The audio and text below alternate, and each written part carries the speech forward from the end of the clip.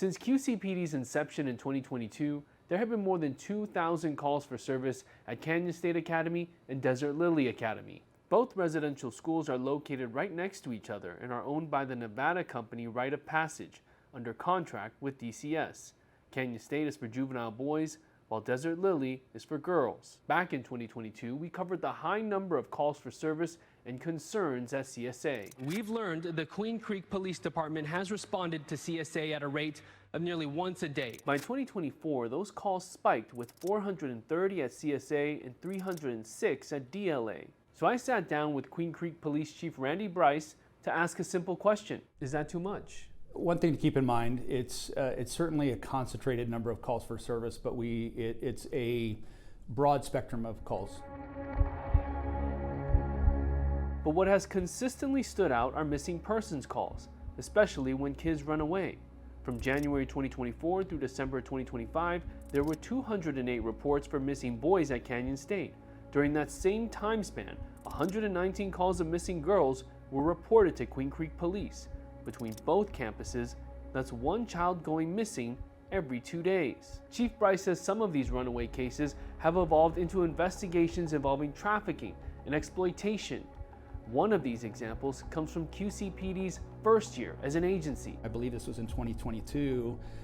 We found the individual right before the trafficker was going to move them to a different state. The chief is talking about 31-year-old Wendell White. Court records reveal he organized a scheme to exploit and traffic 3 girls in 2022. They were 14, 16, and 17 at the time and were living at Desert Lily Academy. But before the 14-year-old was placed at DLA, White was her pimp and sex trafficked her to a Phoenix area on 27th Avenue and Indian School Road known as the Blade, a hotbed for prostitution. A lot of these kids that come into that venue have already been trafficked, or they've had some sort of touch point with trafficking in some form or fashion, so they're high risk. That girl tried running away from Desert Lily and staff stopped her, but she connected the other 2 minors with White.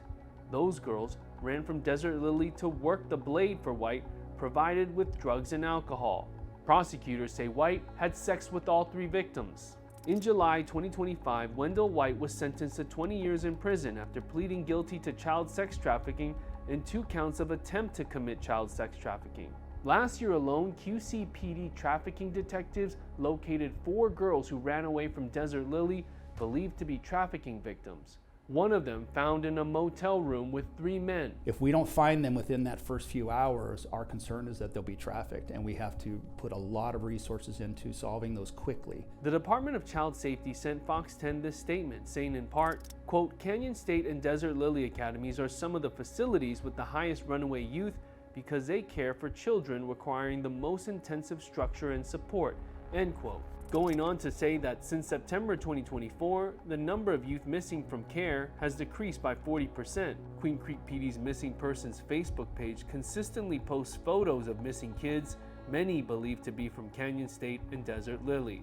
We reached out to Rite of Passage for comment regarding issues of runaway and trafficking investigations. A spokesperson says in a statement, quote, our programs and staff specialize in serving vulnerable and trafficked youth by providing trauma-responsive care and individualized treatment planning that promotes safety, stability, and healing.